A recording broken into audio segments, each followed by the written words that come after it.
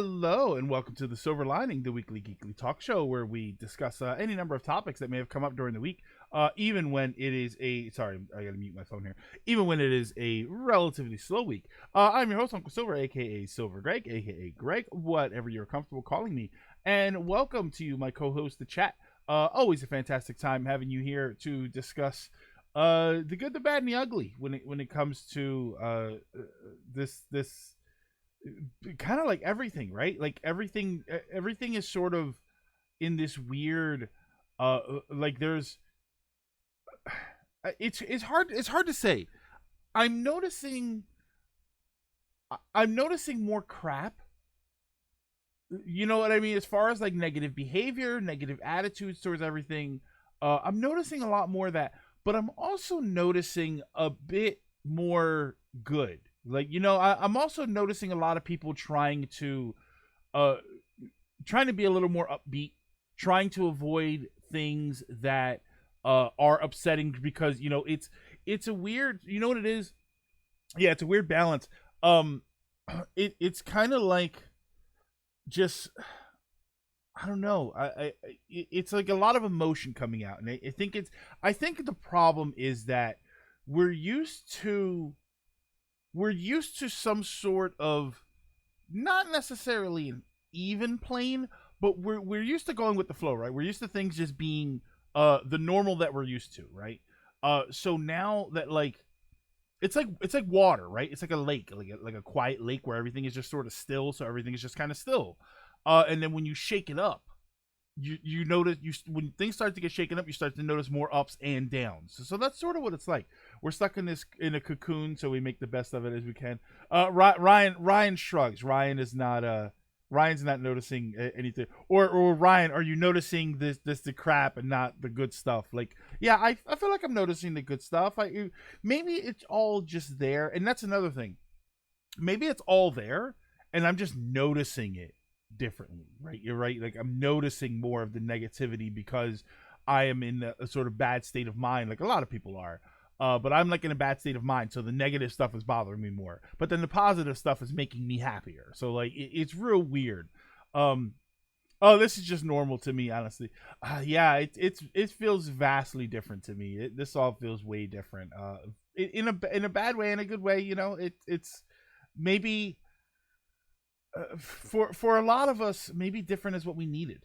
Maybe we needed a shake. I know me personally, with everything that was going on other than Corona, there was a lot to be said about me needing a shakeup in my life. And so this, at the same time that this all comes at the worst possible time for me in my life right now, it maybe was a blessing in disguise that I'm being forced to sit back and reevaluate my life, as opposed to burying myself in my work. Because that's a thing when stuff happens in your life. A lot of people say, oh, well, you know, work, like do something to take your mind off it, right? Like, try not to focus on the problems at hand and try to do something else.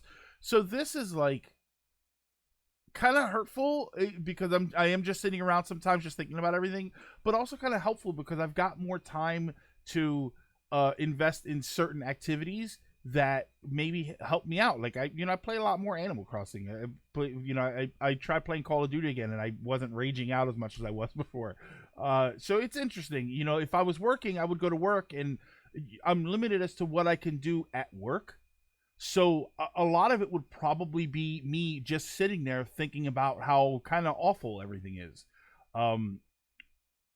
But Ryan, Nitro, Marco, Sean, what's going on, Sean? Let's stop by and say hi. Dragoon Knight, Latimer. Latimer, you posted something about on the post, the tweet that I made about Aphrodite A, the boob missiles. You posted a picture of the From Dusk Till Dawn, or a clip from Dusk Till Dawn, of the guy with the junk on his that, or the gun on his junk. That was actually the picture, or the GIF that I was going to post first. And I was like, no, because that's not actually his junk. That's like a flip down weapon, which is hilarious, by the way. If anybody knows what I'm talking about, there's a movie called From Dusk Till Dawn, and there's a guy who's like, he's actually a special effects guy, isn't he? Isn't he? Oh my God, who is he in real life? Not. Oh man, I'm trying to remember his name, and it's driving me crazy that I don't remember his name. Yeah. Oh my God, somebody has to find that out for me. The guy who, from Dusk Till Dawn, he's a special effects guy. I know him as a special. Tom Savini? Is it Tom Savini? It is Tom Savini. Thank you. To be fair, I said that right before you posted that. Yeah, I think it's Tom Savini is the special effects guy. But yeah, it's hilarious. It's got like a little pistol with little like the 6-shooter thing. It makes no sense, by the way. For anybody that doesn't know that knows what I'm talking about. I'm sorry to go off on a little tangent here. That little gun thing in From Dusk Till Dawn on his junk, it makes no sense whatsoever. Like, go and look at it. I wish I had a picture of it here. Go and look at it, and it makes it doesn't. Functionally, it makes no sense. It's just hilarious to see. Yeah, I mean, the barrels in the chamber aren't connected. All right. Oh, stream's on. Time to put a shirt back on. Latimer, that was me 5 minutes before the stream started.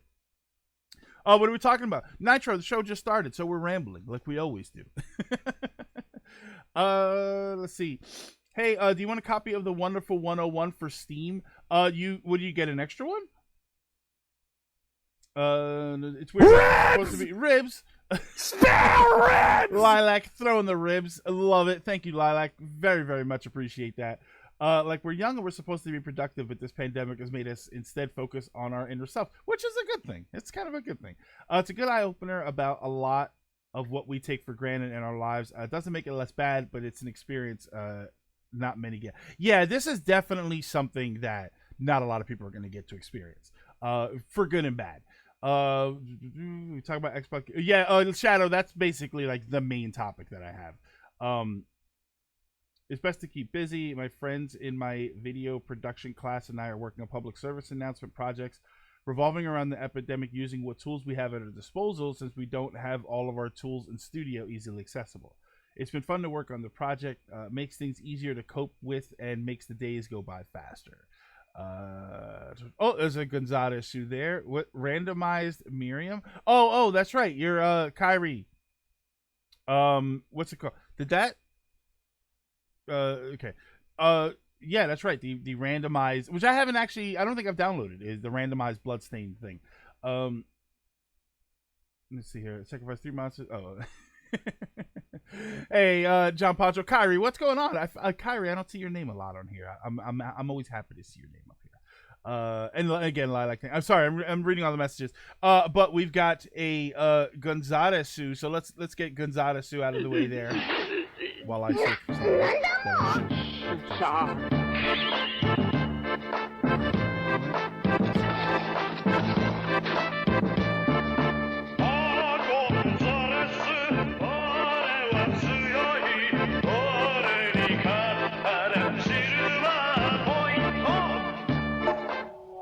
Dancing Spaghetti! Thank you, Lala. Oh yeah. No, I thought I made a mistake, but I actually did not make a mistake. I actually did make a mistake though, because I need your help with something. I need everybody's help with something here. Can somebody find me the Bloodstain randomizer? Is absolutely nuts. Is it? I'll be honest, Kyrie. I played the game all the way through once, and I liked it, but I don't know. I haven't gone back to play it again, and I'm wondering, maybe it's time. Maybe I should actually play it again before I do the randomizer. Oh, I backed the physical copy, but since those got delayed, we all got free Steam copies to apologize, and I don't need it. Dragoon, I may take you up on that. Let me know. I may take you up on that. Rambling, you say? There's also Zangetsu mode, so you could attempt it. Yeah, you're right. Is the Zangetsu mode harder, or is it just Zangetsu? Like it probably limits your accessibility to a lot of the different equipments and stuff. What I need your help on, everybody, is can somebody find me a list, because like a goofball, I didn't write them down. A list of all of the games on the Xbox presentation. I mean, it was pretty stale. I watched it like an hour and a half ago.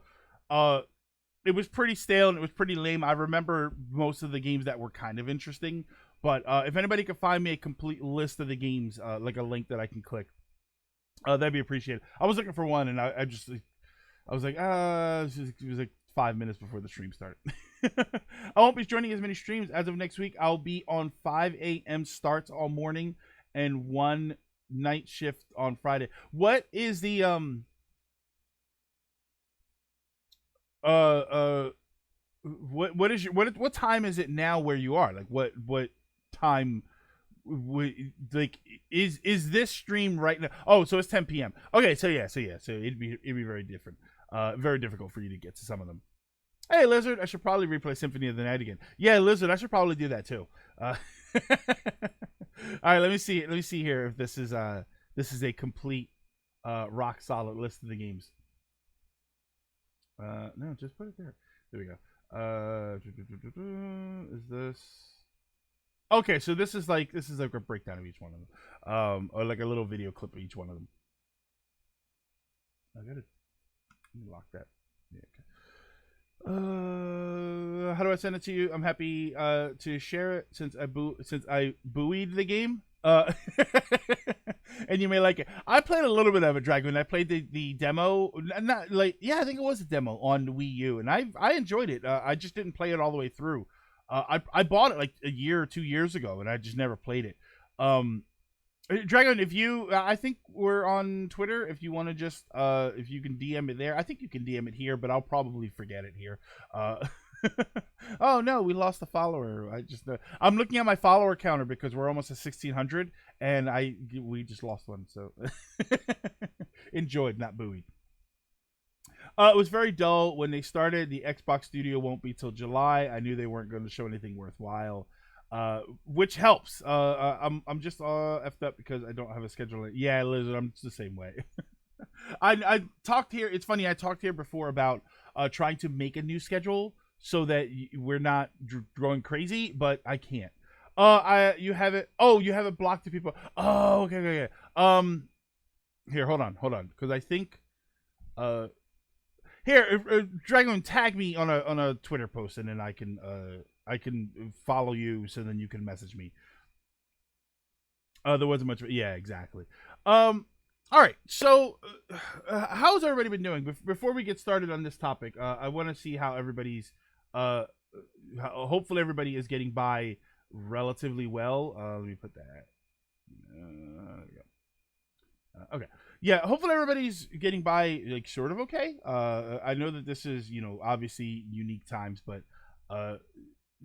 I'm kind of curious to see what everybody is doing to get through this. Like, is anybody what have you done to your schedule that is helping you get through all of this? Like have you started doing something else? Have you just stopped doing something? Like what have you done to sort of cope with all of this stuff? Thank you. I'm very interested in that because it's I'm wondering if the coping mechanisms that you are using are helping somebody else. I really had to wait to pull in. I'm sorry, Beth showed me there's a picture of a duck in our driveway because the ducks from across the street, or the duck that they have now from across the street, is like starting to wander the neighborhood more. So there's a duck in my driveway, and I'm kind of upset that I'm not out there to go and grab it. Oh, okay. I'll grab it later. Oh yeah. Oh god, yeah. Okay, it's gonna get in trouble. If you watched the anime Tekumi no, that does not sound familiar to me. I'm guessing that's a newer one, or is it something super duper old? I'm the same as I was in March. I've been doing just fine, sleeping. If you keep it busy in running an Animal Crossing Discord, helps pass the time. Might start drinking again. Listen, don't start drinking just out of boredom. Don't do that. That's dangerous. When you drink out of negative reasons, when you drink out of boredom, like they say, drink to remember, don't drink to forget.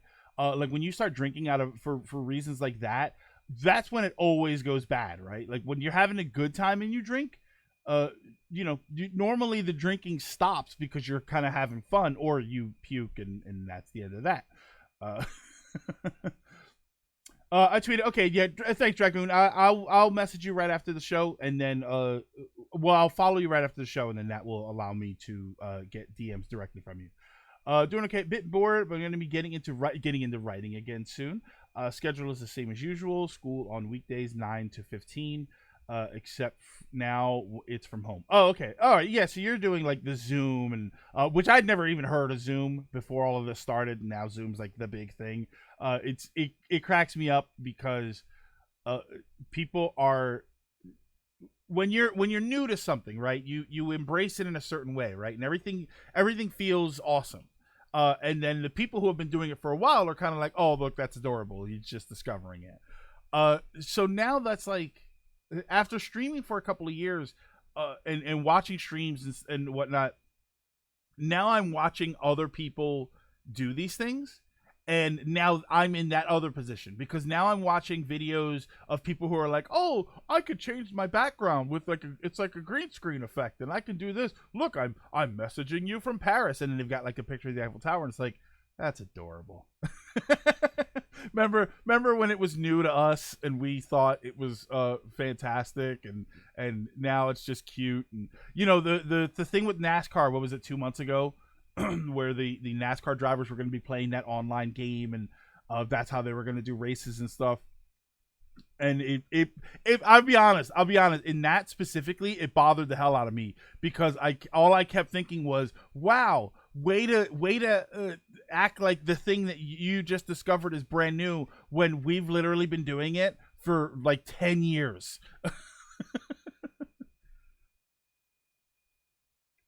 Excuse me. Go meta, put your normal background as a screen. You know what's funny, Latimer? I actually thought of that once. I thought of the idea of getting a green screen and just not doing anything with it and just having the green screen.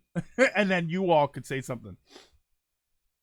What's Zoom? Zoom is like a multi-person video conferencing service. Like Skype, but I think better. But just probably not saying a whole lot about Skype. I mean, Skype did the job. Well, we like you, Skype. You did the job. Yeah, it's Discord with video call. Yeah, it's Skype. Which is what Skype was, but Skype didn't have the video conferencing. I don't think Skype had the video conferencing option. Hey, Zero. Some people are effed up. I saw a new thing that some hackers broke into a Zoom classroom and stole chat. Oh, good lord. And stream child porn to the good lord. That's people. I would say people with way too much time on their hands, but realistically, if if all of this wasn't going on, they were just going to do something else. That's what I always think about those. Play Final Fantasy VII Remake. No, I have not played that yet. I think one reason Zoom took off is because you can use it without an account. Yeah, absolutely. There was an old audio program called Ventrilo. Skype was the same way. Discord's the same way. The free services always take off more. They take off more as far as launching their platform, and then you offer a paid version later. Don't use Zoom. It's loaded with spy type stuff and is made by the. I like how that's a point. Zoom is like Skype, but with zero security. Yeah, avoid Zoom. Yeah, I mean, I have no need. I graduated high school a while ago, so I have no need for Zoom. There's one douchebag journalist who hacked into a Zoom meeting of rival publications to live tweet their info. Oh my god, that's awful, man. That's really terrible. What I like are the pictures of the people dressing up differently. There was a picture I saw where I guess it was the kids' school Zoom, but he was dressed as is it Inuyasha? Is Inuyasha the one with the white hair and the ears and the red robe, or is that a different character in the show is called Inuyasha? I think I watched like two of it. Yeah, that's Inuyasha. Okay, yeah. That's how the kid was dressed up as, and it's hilarious. It's great to see that stuff because it's like the teachers can't do anything to the students, so this is an opportunity for the students to be kind of who they want to be at school, and that's, I'll be honest, I thinking about that. that's kind of incredible when you think about that. I mean, especially for us, especially for this is going to be a sort of weird side topic. Especially for us nerdy people, us geeky people who maybe some of us are into cosplay, maybe some of us just like our characters or the characters from anime and games and movies and stuff. Maybe we have t-shirts that have our characters. That's a big thing with geeks, is that we love our print t-shirts that get to show up. Our t-shirts are like our billboards for who we are and what we love, right? Like that's how I wear them anyway. If you see me in a shirt that has like one of my most popular shirts, I say that because it's not like I made the shirt, but one of my most popular shirts was the Charmander, but dressed like Commander Shepard. I'm sure if you type that in, you'll find the picture. It's going to be the exact same picture. People loved that shirt. Like I'd walk around and people were like, dude, your shirt's awesome. Where'd you get it? And like random people would just ask me about my shirt. While I'm an introvert and while I limit how much I interact with people because that is a drain on my energy, it was awesome. It was always really cool because when I'm wearing a t-shirt that shows off something that I'm passionate about, you have free reign to ask me about that thing. I want you to say something when I've got a t-shirt that maybe you're not familiar with, but maybe you see a design or a cool character or something. And I'm giving you permission to say, hey, what's that guy on your shirt? What's that thing on your shirt? What does that mean? Or something like that. Like it's kind of cool. And I like that because it's a way for me, especially early on, like when I was in high school, to express myself without going too wild. This is a school situation here when we're talking about these Zoom and online classes and stuff. This is a situation where kids get to do that, right? Most of us, we had to hide who we were out of fear of either just not fitting in or fear of getting bullied, like getting beaten up. You get beat up because you wanted to walk to school wearing cat ears or something like that, or you like wearing bright clothes. Like everybody wants to wear dark color clothes and be all super sad, and some people like to wear bright pink pastel colors and whatnot. This is a chance for kids to go to school and experience learning while they get to be themselves. It's like again it's kind of a blessing in disguise, man. It's hard to not see that, or probably it's easy to not see that. I should say it's easy to overlook that aspect of it. Kids over here getting freed from you. Yeah, absolutely. I love cute people in cosplay more than cosplay myself. No, Latimer, there's tons of people who are exactly the same way. Me personally, I love seeing cosplayers. I love taking pictures of cosplayers, specifically for the fact that it's always very impressive, and I probably can't do it. Like, I can cosplay. I've done it before. But when I see either the detail that some of the people go into with their cosplays or just the passion that goes into it, that is not always something that I can put towards a character or whatever. So I like seeing cosplay more than I like doing cosplay myself. But that being said, I loved the few times that I've cosplayed, and I would absolutely want to do it again. I don't know, maybe I got more time to do that, or maybe I'll find more time to do that. Only now I've got nowhere to go. Hey Jones, let me run back up here. Remember when geek culture wasn't mainstream? Yeah, Potato. I remember when geek culture wasn't mainstream, because I got picked on through it. Yes. It's nice that mainstream people are realizing that a lot of geek culture is actually, it's just culture. Yeah, it's not creepy, Dragoon. It's not creepy. It's just different, and they're not used to different. On Chinese point, with the way online laws are, we apply to the laws of the country that the software original. Oh, okay. I see what you're saying. Yeah. I didn't take it as a sort of really offensive thing, but it just makes me laugh that people throw that out there, and it's like, yeah, that is actually true. Zero, Pepsi bottles, Coke fountain. Fountain Coke is the best. I saw a guy in my high school with an Earthbound shirt and flipped out. Yeah, now we're best friend. I was at, I've told this story before. I was at Target one day, and there was a girl. She was like 12 years old. Like, she was with her mom, and I think it's just something. And she had was Ezlo, the hat from Legend of Zelda Minish Cap. And I said, I love your Minish Cap. Like, I just said it like that, which is not actually the Minish Cap, but it's Ezlo. But I wanted to say it in a way that was understandable. She was so happy. Like, I remember I said it, and she ran back to her mom. And I could hear her from 2 aisles over going, he knew my hat. He knew what it was from. And I was so happy. Like, she was so happy, and I was happy that I made her happy. Her and Steely Dan. Yes, I don't really, not a fan. I met my best friend because he showed me his Bionicles. I thought he was the coolest dude on the planet. He's still the coolest dude I know.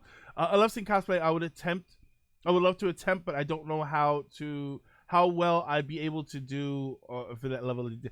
Like, you'd be surprised at how simple you can do a cosplay. It's all about what characters you want to cosplay as. Non-geeks invading geek culture start changing everything to meet mass audience appeal. Geeks get actively annoyed and complain after being shoved into their geek corner all lives for being different. Wow, you guys are so mean. Shouldn't you want us here? Yeah. Ryan, you know what happens though? In that cycle, you're missing the rest of the cycle, right? Because then the people who are trying to enter geek culture either continue on and become full-fledged accepted geeks, or are chased away by the gatekeepers. The gatekeepers are seen as a-holes. The whole culture becomes seen as starts getting seen as negative, and it goes back down, and the whole cycle starts all over again. Trust me, in what am I in 20, 30 years, assuming I'm alive in 20, 30 years, I imagine that we're either going to be back to a point where geek culture is not widely accepted, or it'll have looped again, right? Like, it'll have gotten bad again, and then it'll be a good thing again. Like, something will happen. I think it's just going to be a recurring cycle. It's probably no different than fashion. You know, things are popular, they get overly popular. People start getting not harassed, but they start getting looked at because they're doing the popular thing. The popular thing fades away because everybody moves on to the next thing, and then 20 years later, 30 years later, that thing comes back to being popular again, if not altered slightly, right? Like, we have 80s, like the big 80s fashion boom, where everybody's like, we're going to dress like the 80s. We're going to throw 80s parties. And then you look at them, and then I'm somebody who was a kid during the 80s, but I remember it enough to know that, okay, no, it wasn't like that. Like for anybody that was not alive in the 80s, I'm going to tell you right now, there was not as much neon colored clothing as you might think. It was not as rampant as you think. Not everything was made of windbreaker material. You know, there wasn't all high top sneakers. Like, it wasn't actually like that.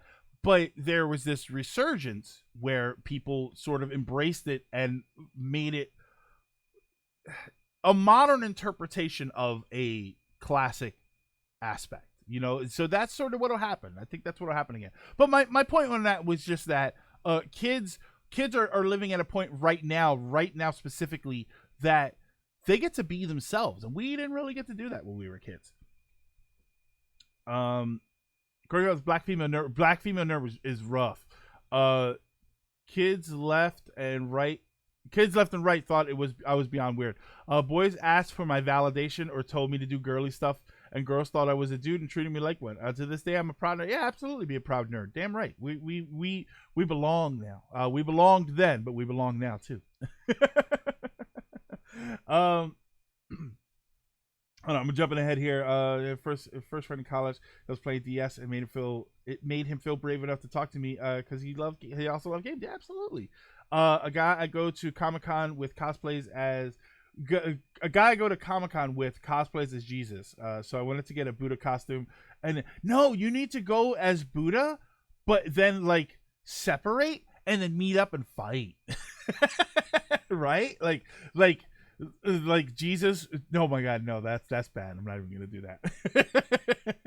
Yeah, this is that's not an 80s party. Where's the drugs? Yeah, there you go. Where's the pot at the 80s party?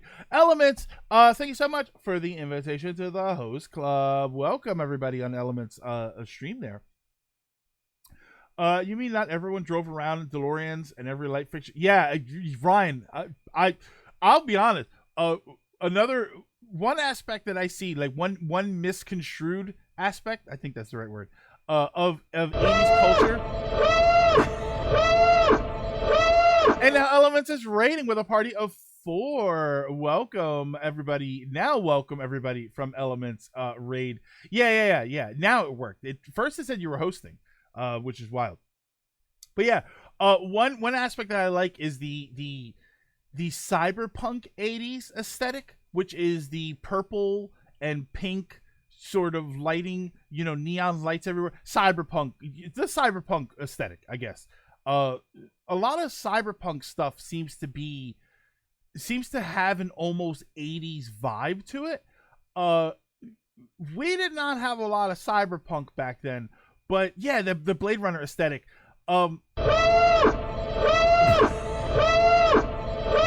Elements with another raid. Elements is going out and gathering 4 people and then raiding and then going out and then raiding again, like gathering 4 more people. Yeah, Twitch is being wild. I don't want to have to mute my stream there. But yeah. That was not an aspect of the 80s, right? Like, we didn't walk down the streets and there was purple neon lighting everywhere.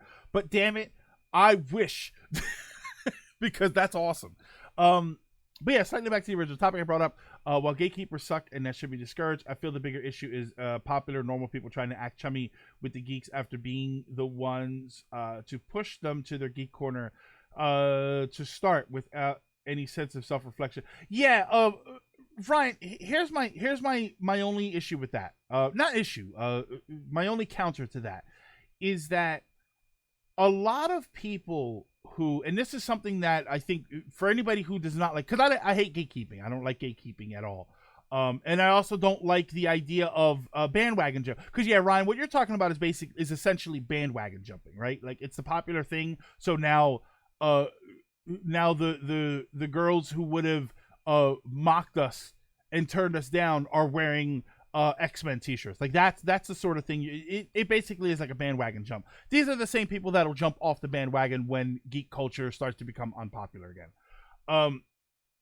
My issues with both of those usually come from older people, because somebody else right now who's 40, who's 50, would have been the ones that were insulting me as a child for liking all of these geeky things, right? Like, when I was 10 years old and I was a giant nerd playing video games, it was the 20-year-olds who were laughing at me, telling me that I'm never going to be able to do anything with that, and that I was a loser for playing it, and maybe I should go outside and play instead of playing video games.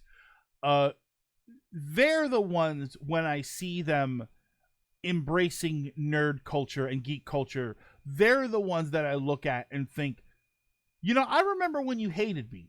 I remember when you hated me for doing this thing, and I remember when you hated that thing. I am very open to the idea, and it is obviously I should be, to changing who you are and how you view things. So that I understand that happens. But it is difficult to think about the turmoil that I went through for being a geek and getting picked on and bullied, and now it's fine.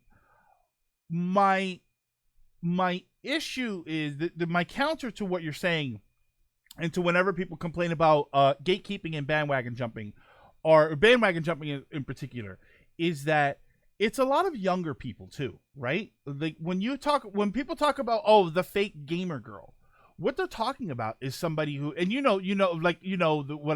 image that just, whatever image I just conjured up in your mind is probably relatively accurate to what I'm thinking. They're always like early 20s, right? Like early to mid 20s. They probably weren't around, because you think about the explosion of geek culture and the acceptance of it, that's been within the last 10, 12 years. They were not around to be mean at that kind of stuff. So when you're talking about early to mid 20s people who are embracing nerd culture and geek culture, they weren't around during the time in my life when people were exceptionally mean about being a geek. So it's hard for me to call them bandwagon jumpers. When all of this started, they were kids too. So, you know, because I argue that the explosion of Marvel movies was a huge catalyst for the acceptance of geek culture. And that was what, 12 years ago? 25. Take a 25-year-old right now. 12 years ago, they were 13 years old. Maybe they didn't like geeky stuff, but then that was their introduction to it. Like, you're supposed to evolve. Actually, yeah, I'd argue further the X-Men. Yeah, you're right. You're absolutely right. Maybe the X-Men a little bit. See, here's the thing, though. The X-Men Lilac, and I'm going to jump back up. I'm sort of jumping around right now. The X-Men movies were not... They were extremely well-known, and they were kind of popular.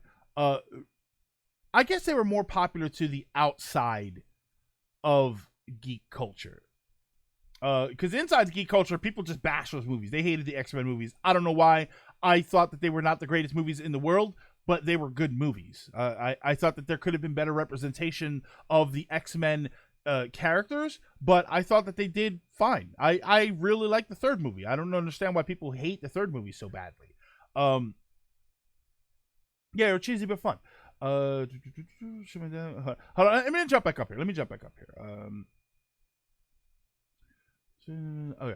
I said this before. When I started high school, I got bullied hard by the same group. One day I overheard them talking about Final Fantasy IX, ended up saying something to them. They were trying to fight Ozma. I gave them some hints. I thought it was going to get hit, but instead we ended up becoming friends that lasted about 17, 18 years. Yeah, see, you're better than me, Lilac. I would not be friends with my bullies. I get mentally scarred. I'm very much once bitten, twice shy. So I wouldn't. Kudos to you, though. Kudos to you for being able to do that. Retroactive future. Wait, it was the retroactive future or anachronistic future. I forget the word. Basically the dystopian future. Is maybe that's what you're looking at. The stuff you just said, Greg, is why I don't like gatekeeping in communities. It's understandable for a tournament setting where there are rules that have to be followed, but for everything else, it can backfire. And now we're slowly the villains for something some jerks did. Yeah, I don't like it, but it is what it is. Neon, in that sense, it is up to us to change that image, right? Like, it's up to the good people to change that image. When that fear of old women turns into outright HKS, hostility. I'm sure my dad was one that would call people nerds and bully when he was a kid, and now he's 60 this year, and it's because of his girlfriend rather than popular. He's a lot more into. Okay. Okay, I get it. I'd skew it a smidge younger to late teens, early 20s. Mid 20s, we're still kids. During the time of Pokemon is lame. Okay, I'll give you that. Superhero movies are a bit of an outlier because Batman 89 was a huge success. Well, the Batman movies, Batman and Batman Returns specifically, were very huge. But then, eventually they had to be surrounded by the nightmare that was the Marvel movies, which is the Fantastic Four, Elektra, Daredevil. Those movies were. The Ang Lee Hulk movie, they did not do well. that was a bad time in our lives, right? And then before that, you had like the Captain America movie. You had cheesy stuff. You had stuff like Exo Man, which people thought was Iron Man I think it was called Exo Man. People thought it was like Iron Man for a while. There was like a bad Thor, or no, Thor was in the Incredible Hulk TV show, and the Wonder Woman show. Like, those shows were well known. But they were well known as cheesy shows. Steel. Oh God, Steel.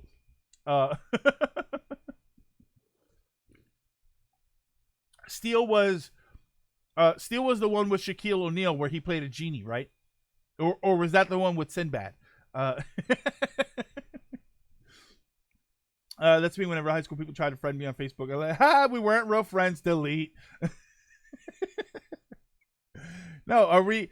Steel is the one with Shaq and it's like, no, I know. I just wanted to make a joke because it was like, Steel is one of those movies. Whenever I think of Steel and I think of Kazam, I also think of or was it Shazam? Which was the real one? One of them was real, which was either Shazam or Kazam. And then the one was Shaq.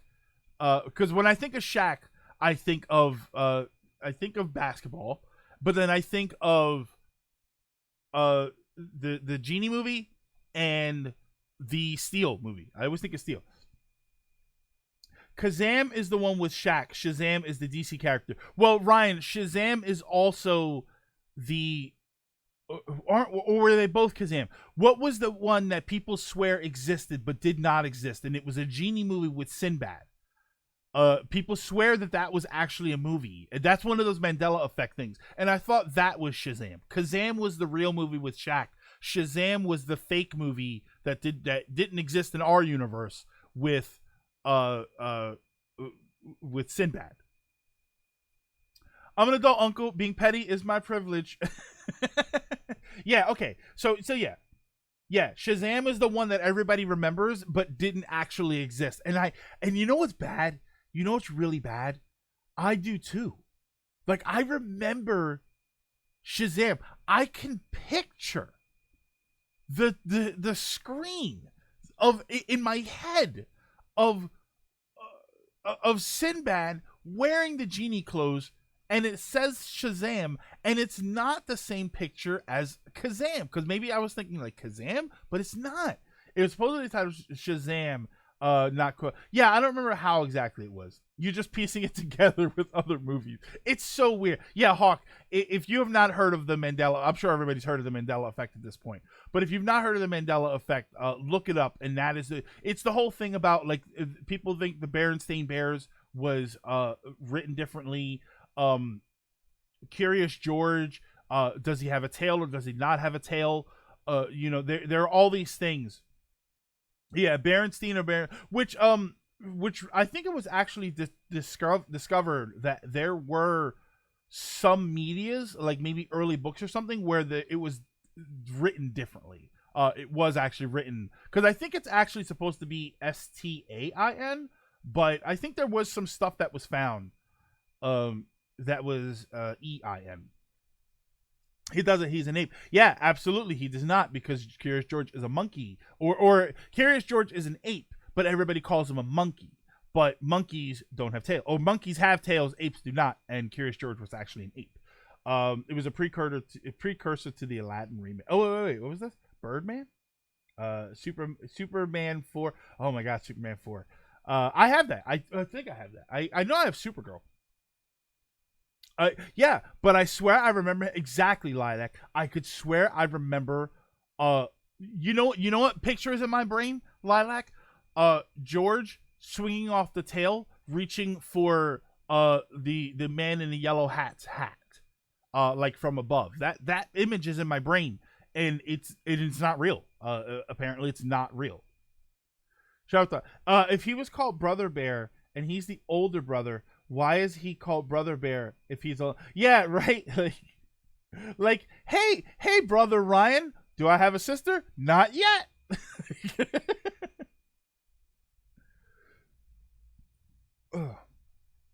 Yeah, if he's the older one, he was the only child for a while. Back then, he was just called Bear.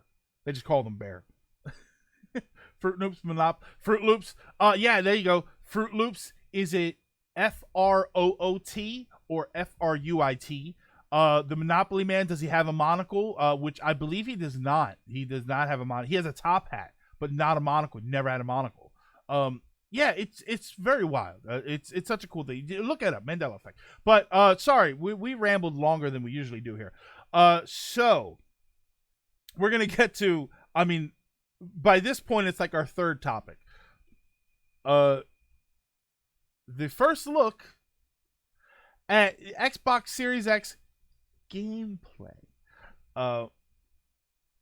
Xbox. So there was this event yesterday, as of today, it was yesterday, May 7th, for Xbox, and the idea was that we were going to see gameplay. We were going to see. They kept touting it. They touted it as we were going to see gameplay of upcoming Xbox Series X games. World premiere. Which every time they said that during the event, during the presentation, every time the words world premiere came up, I said it out loud. The Xbox fridge. I didn't watch it, but I heard it was pretty underwhelming. So I didn't watch it at first. All right, Jones. I didn't watch it at first. People were live tweeting it, so I was paying attention to the live tweets. By the way, if I look over here every once in a while, like if I do this, I got mozzarella sticks here waiting for me, and it's killing me that I'm not eating them right now.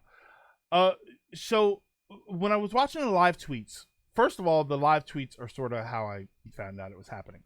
I was reading some of the tweets, and a lot of them were very underwhelmed, right? And that which is not.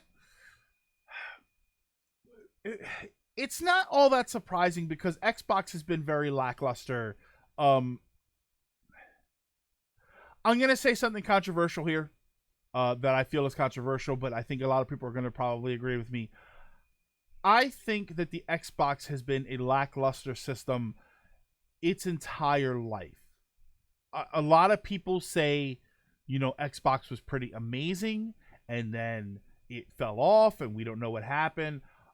Personally, I think that the Xbox has been lackluster since the OG Xbox. I think that the system was very powerful.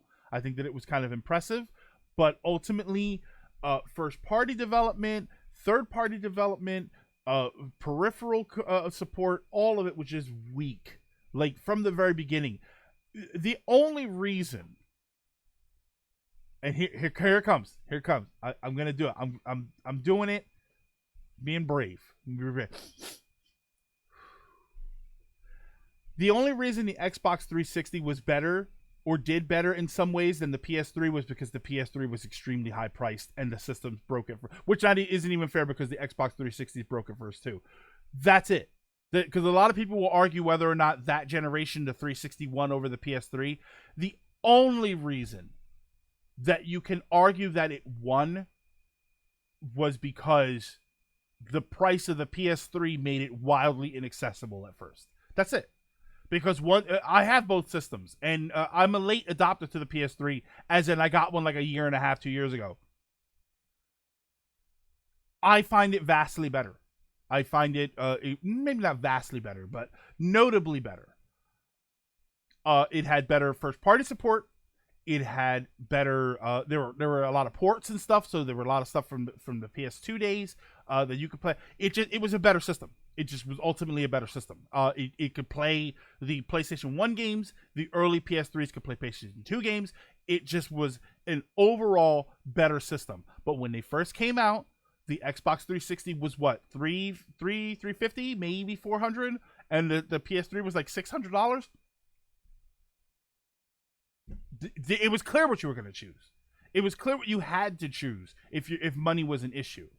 So yeah, but once the PS3 got more accessible, it was a better system. I'm sorry, when Microsoft entered gaming, right? When they announced that they were going to make a video game system, it was going to be the Xbox. It was going to be blah blah blah. I remember reading up to it, reading all of the stuff that was coming out and the information that was coming out about it. The entire time, my only thought was, why are they doing this? Why are they not? I mean, you're Microsoft. Why are you not ramping up production and advertising and accessibility for PC gaming? You should have been doing that from the beginning. A home console should have never been your goal. You should always have argued about turning PC. I've talked before about the idea of Microsoft ditching consoles and making, what did I call it? The Xbox PC, where it was a hybrid PC game console, a game console that you plug up to a monitor and it runs as a PC if you want it to. You know what I mean? Like that.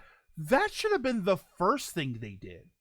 Like, I talk about that as a good a position for them in gaming now. That's something that they should have done from the beginning. Their first system The OG Xbox should have been advertised as a computer that is designed to be more easily accessible for gameplay. And I think that people would have adopted it then. I think people who, especially people who were in the market for a better computer, I think right off the bat, they would have said, why don't I check out this Microsoft thing? Microsoft clearly knows computers. Let's see what they can do with gaming. It might be interesting. That should have been their first product. All right, sorry. I go on these like you ever seen those the videos of like people they're catching the Holy Ghost at church and and they start talking in tongues and stuff. That's what that's like for me. That I go on these rants and I disappear. I disappear and then I appear like 8 minutes later. Outside of Halo on the original Xbox, it was the system to play games on without much reason to go with them. Yeah, like blanks. You know what I mean? Like you're reaching for exclusives when you dip into blanks. I like the 360. OG Xbox barely never existed. I barely knew existed. The 360 success was jumping on a lot of titles in the PS3 tripping in. Yeah, absolutely. It didn't even win. Xbox still didn't outsell PS3. Yeah. All right, I'm glad that I'm not getting attacked here. I mean, halfway point of the PS3 was to win the format war with Blu-ray disc, which it did. It absolutely did. Poor Microsoft went with HD DVD, and that hurt them badly. My brother got his PS3 day one. I played it until the disc drive burnt out. we never got that good backwards compatibility for Europe. I mean, we lost that backwards compatibility very fast, but it was still there. Yesterday's showcase came out with shallow and uninspired. Just like they're courting publishers to crank out. Yeah, and that's Marcos. That was actually something that when they were buying up developers, a lot of people were saying like they're just buying developers just to pump out a lot of crap on the system. Like they're buying all these developers. Are they merging them into one super developer, or are they keeping them all small? Because if they're going to keep them all small, it's going to turn into the Wild West on their own system. And if you merge them, you have the risk. You're at the risk of damaging what makes those companies unique in the first place. So yeah, there was a whole big argument when Microsoft was buying up developers for Xbox about what that could possibly mean for their system, and a lot of it wasn't good. Yeah, and it's starting to look that way. I've said it before and I'll say it again. Why hasn't the Xbox become a series of mid-priced gaming PCs? Yeah, right. I've talked about that before. I call them Xbox PC, and it is a console Xbox or console video game system / PC with a minor upgrade path. Very minor upgrade path. Maybe you could buy more RAM or something like that. And it was basically going to be a bridge between console gaming and PC gaming, because maybe you decided that you liked the simplicity of it, but you wanted you like the computer aspect of it, you know, the PC actual functionality of it. Maybe you wanted more functionality. Maybe you wanted more gaming. Like there were going to be ways to very simply customize the system, and then maybe at some point you said, "Hey, I want to fully customize the system." Then you go full PC. You know, but then you still got your Game Pass, that you would still have access to all your games. Like I thought it was a good idea, but yeah, they could have done that from the beginning. The first product that Microsoft could have made was it called the Xbox, and it was a games console with PC functionality. So sort of like the PS2. You know how the PS2 was a lot of people's first DVD player, but as far as DVD functionality goes, it wasn't stellar compared to an actual DVD player. Why couldn't you have done that with the first Xbox? You hook it to your TV, it gives you computer functionality, PC functionality, in addition to a console system. But if you want full-blown PC functionality, then yeah, you go to a computer. But that's not what a lot of people need, right? Like you're probably not buying grandma an Xbox. But grandma only needs to go online and check her email. You know, like that sort of situation.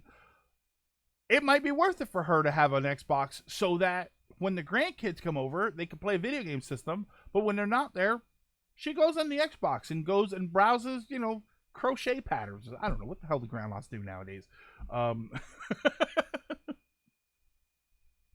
I'd argue that the Xbox was more of a third-party system than a first-party system. Then they should have advertised it that way. That would have been an interesting advertisement.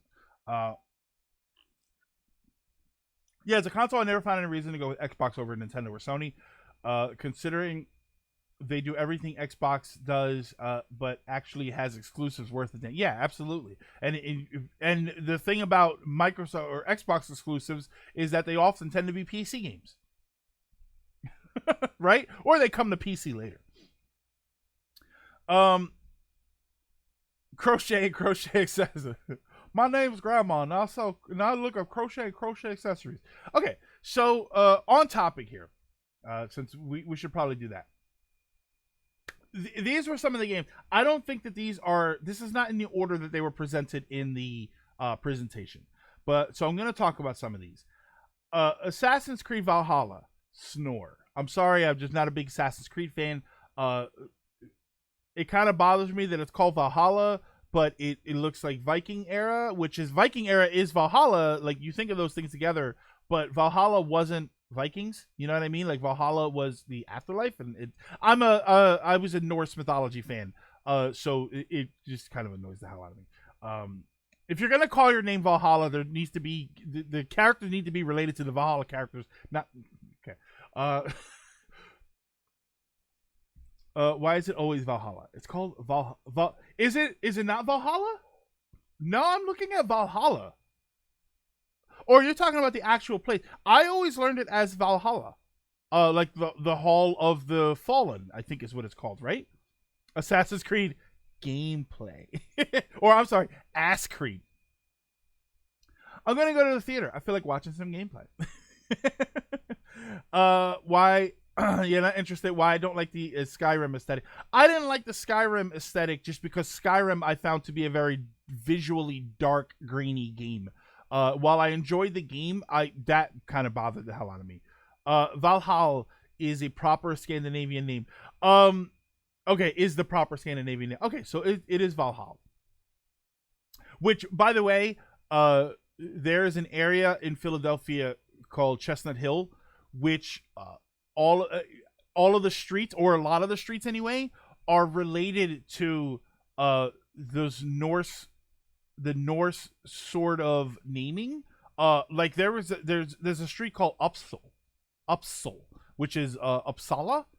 It's a whole bunch of names. I remember seeing that there were a lot of different names to it, but that's a topic for another time. So Valhalla, Assassin's Creed Valhalla, Bright Memory Infinite. I mean, it looked interesting, right? It was a first-person sci-fi shooter. I honestly thought it was like Crysis 4 at first. It looks interesting, but it's a first-person game. It looks like another shooter, but I'll be honest, it did look a bit more interesting than some of the other ones. Than most.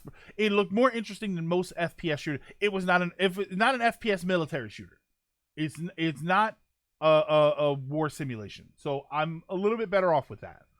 It looks like a mismatch. And Ryan, that's kind of what I want to see is a mismatch of idea. Not all the time, but sometimes I don't like to see just the military shooter, just the sci-fi shooter, just this or just that. I like the mishmash. Sometimes the mishmash works for me. If the mishmash is written properly into the story, I like to see it.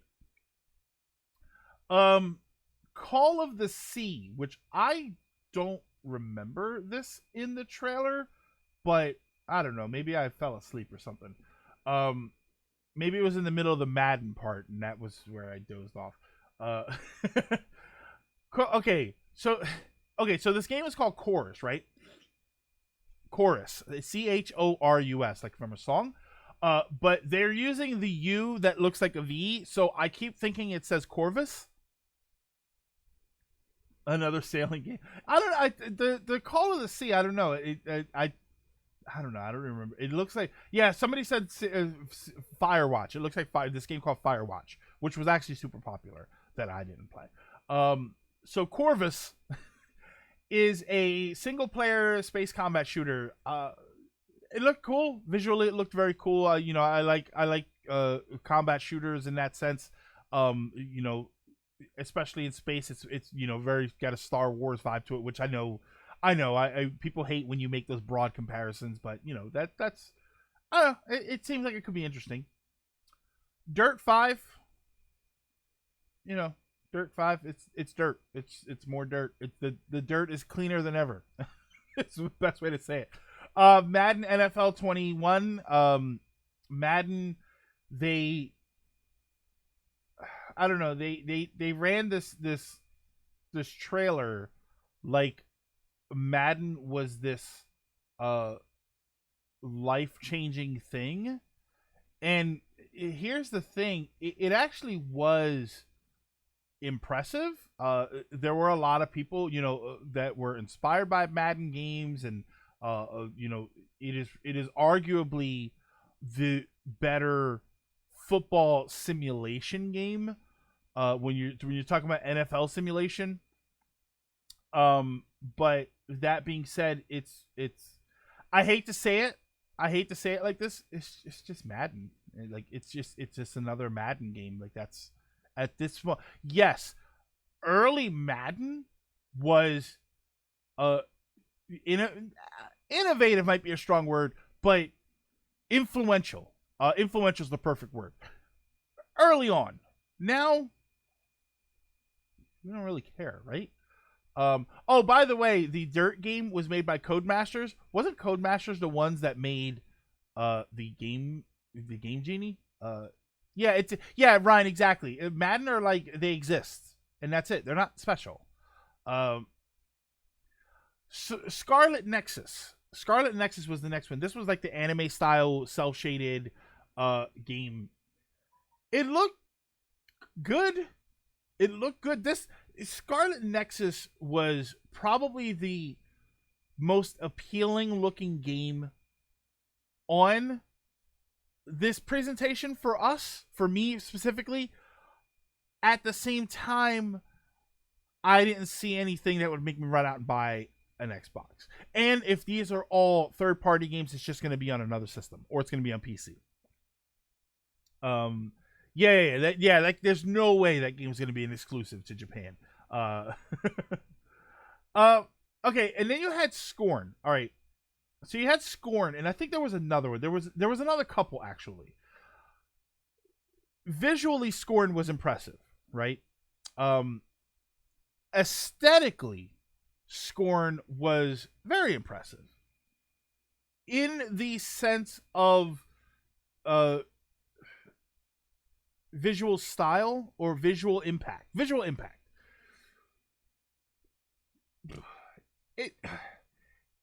It looked like, I don't know, it looked like what I imagined H.R. Giger's guts look like. Like, everything had this H.R. Giger sort of feel to the outside of it. Everything was gray and different shades of gray. And then there was, like, it looked like there was gore everywhere. It looked like a tech demo. Nitro, that breaks my heart. Or it breaks my heart and makes me laugh that you said that. Because that's exactly what I thought. When I first saw it, my thought was, this game looks like it doesn't have any substance whatsoever. But it looks visually amazing. And if you go back and watch it, this is going to be a weird sort of, this is your extracurricular homework after the silver lining here. Go back and watch the trailer for Scorn. At the beginning, there's like this stone thing that sort of comes out of the wall, and then it drips a little bit, and then it goes back. I am almost 1,000% sure that is meant to be a giant penis. Like, I wish I grabbed a picture of it, because I wasn't sure if we were going to talk about it or not. It is wildly phallic. Yes, Nitro, exactly. It looks like a giant horse penis.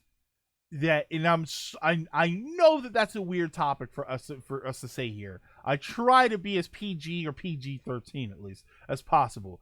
if you go back and watch it, it looks like a giant stone penis horse cock. It does. It really does. I'm sorry. Giger was definitely a covert. Yeah, it probably was. Equine donger. I wonder if it, because the game is called Scorn, so I wonder if it's like porn. All right. So then there were, I guess see, some of these games I don't even remember. Second Extinction, I don't remember this game in there. The Ascent is the Ascent is that one that was like a cyberpunk 3/4 isometric shooter. That looked okay. You know me, I love the cyberpunk aesthetic. The more pink and purple neon lights I see, the better. So that it looked okay. Again, if it's not going to be an exclusive, there's no point in getting an Xbox for it. But it looked kind of okay. The Medium was the psychological horror game, and I think The Medium was another game where there was this sort of gory visual style, like Scorn, like Scorn was. I think that had one that was like the psychological horror. And then there was Vampire the Masquerade, Bloodlines 2, which I didn't know that this was a follow-up to Castlevania Bloodlines. The Medium, aka the not Silent Hill game, because we got Akira Yamaoka. Silent Hill composer is poised to work on this game. Still looking for that word. I hate that Vampire Masquerade's trailer because it played which is that was a weird sort of, I mean, the whole thing was creepy, like with the people hanging and their faces were like torn into smiles and stuff. It was all very creepy. It just there's this Diablo 4. Remember the Diablo 4 trailer that was like the guy was split open or something? That Hellblade. There seems to be this push in like these ultra realistic looking gory aesthetics, and I'm not a fan of it. I'm not a fan of horror movies. I'm not a fan of the horror aesthetic, so it doesn't really appeal to me. But I don't know. Are you out there? Are you horror aesthetic? Like, does that aesthetic please you? Like when you saw the Scorn trailer, when you saw the Vampire Masquerade trailer, were you like, oh man, this is it? Like this is what I'm talking about. Because if you are, then I mean, congratulations. It looked great. It didn't look. I don't know how much fun it looked like. And Vampire Masquerade. Vampire Masquerade. That's like a vampire D&D, right? Isn't that like a you make your own vampire type character and you live in this vampire type world? My phone is like going crazy for some reason. I want there to be a German heritage parade. Yeah, vampire. It's like Vampire Tabletop. Yeah. Okay. So I'm not. When I saw the name, I was like, oh, isn't that like a board game? And okay, so that's what it is. Vampire the Masquerade, Bloodlines 2, Come Dance. Okay. I probably shouldn't say Come Dance after talking about that phallic imagery in Scorn. And then the last game was Yakuza. Yakuza Like a Dragon. I constantly hear about this series and feel like I should play it because it doesn't seem as serious. And I was watching a stream the other day, and this she put it in a perfect perspective. She was talking about Metal Gear Solid. She was talking about, I forget if she was talking about it with somebody. I think she was. I think there was another guest on, and I apologize. I don't remember exactly which stream it was. She was talking about Metal Gear. They were talking about Metal Gear Solid and how she missed Metal Gear Solid because she thought Metal Gear Solid, and I thought the same thing. She thought Metal Gear Solid was this start to finish, super serious kind of game. And what she didn't realize is that it kind of goes off the rails with its seriousness, right? Like, it doesn't get cartoony, but when you start talking about like psychics and stuff like that, I always took Metal Gear to be this sort of military stealth simulation. But when you start talking about psychics and stuff like that, and you start cracking jokes, it kind of breaks that mold, right? That's kind of what I thought Yakuza was. I always thought Yakuza was these mafia games, where these Japanese mafia games where you're playing this serious character and you got to shoot and kill people, and you got to become a big boss in the Yakuza, and then that was it. Like, I thought that was it. I have seen over the last like year and a half, 2 years, that these games have a lot of silliness to them. That there's a lot of goofiness to them, and this trailer helped me kind of see a little bit of that. I'm more interested now in Yakuza than I ever have been. That being said, I doubt that I'll ever play the games because there's like 8 of them, right? Is this like the 8th one? Scorn, hold on, I'm going to jump back up here. Scorn has potential to be visually interesting, if nothing else. And yeah, Vampire is tabletop, essentially. Initially. That's my issue, to push to be realistic rather than stylistic. Doesn't always make the game that appealing. It makes the game, Dragoon, it makes the game look appealing from a visual standpoint of, wow, the graphics are really good, but you know what's got really nice graphics?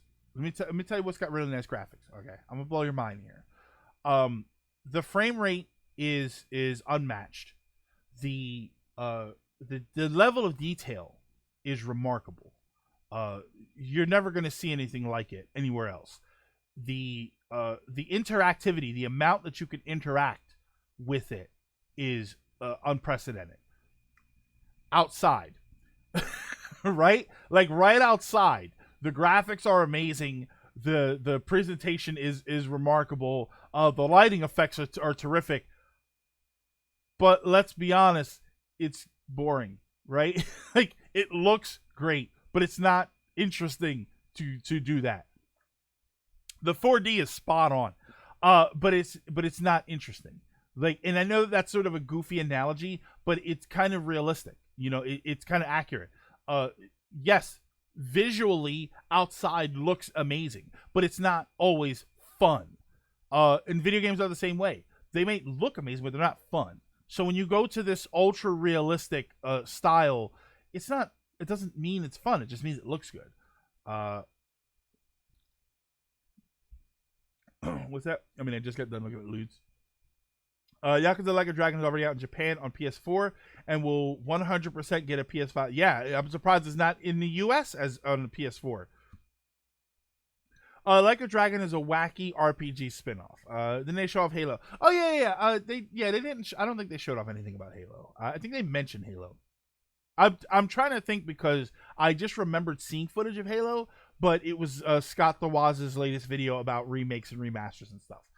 It's functionally a spin-off in terms of gameplay. Okay, so true, but still. All right, so it's not. So I wasn't completely wrong about my Yakuza interpretation. Yakuza's good for tell, but it does have underlying crime drama. I don't mind the underlying crime drama if it leads me to a fun game. That's okay. I'm okay with that. The respawn rate is pretty terrible outside. I would argue that outside, it's the difficulty level. That's probably the worst. When you talk about outside as a game, it's definitely the difficulty. There's a difficulty spike there when you leave the door. that makes it a lot harder. I got Zero and Kiwami 1 and Lost Paradise to play soon. Okay. Ultra realistic is not fun, but amazing graphics. Graphic. And that's graphics with an X, so you know that it's better.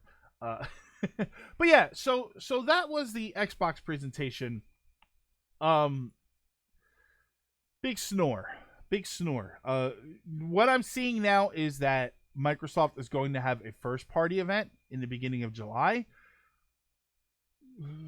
Maybe you should have just waited for that. I don't know. I still don't think we're going to see anything remarkable. I think we're going to see something for Halo, right? Because what really can we expect from an Xbox first party event? We'll probably get details about the system. We'll probably get some sort of Halo. Sunset Overdrive. I think Sunset Overdrive was an exclusive. Maybe Killer Instinct, since they were touting that in the beginning as an Xbox exclusive. I don't know what else. A new Blinks. once again, we dip into our bag of blinks because it's all we got for my, like, I don't know what a Microsoft first party presentation can have. I really don't. That's the best I can describe it. Shallow. Yeah. Your consumers are no longer falling for your trick. Yeah, absolutely. Amazing graphics was the bane of my gaming years. Oh yeah. The only thing potentially interesting is the George R.R. Martin written game, which people are just going to compare to Game of Thrones, and they're probably going to bash it at first. So we'll see what happens with that. They better not make Killer Instinct the console launch exclusive again.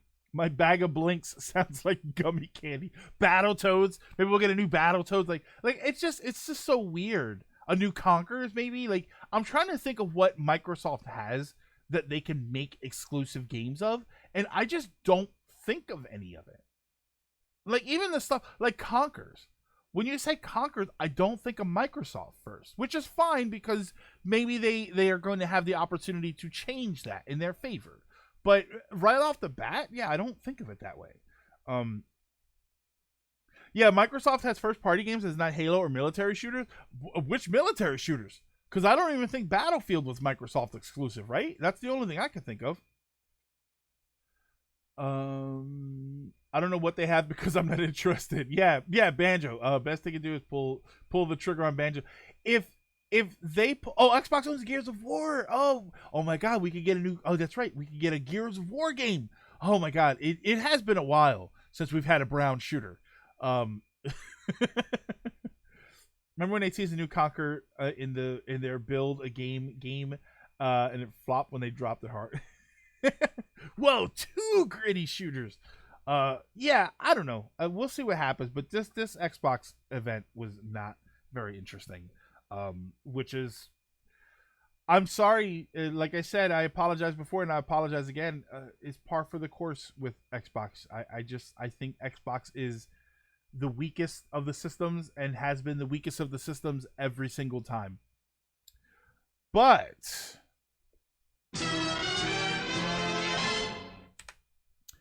I have a different topic. I have an interesting topic today. Every once in a while I try and do these fun sort of proposal questions I propose to you. Proposal questions? I don't know, something like that.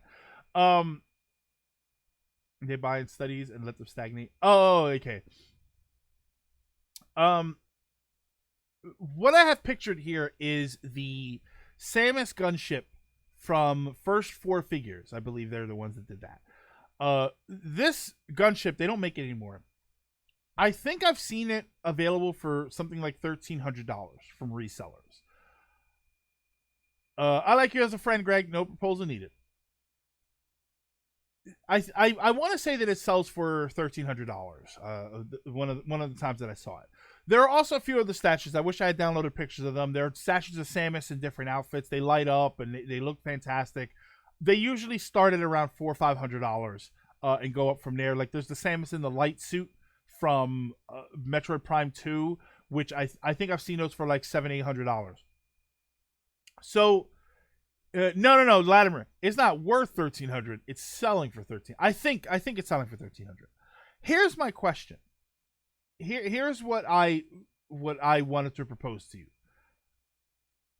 You've got no limits on money, right? You won the lottery, or money's not, for whatever reason, money's not an object. A rich uncle has passed away and left you $500 million.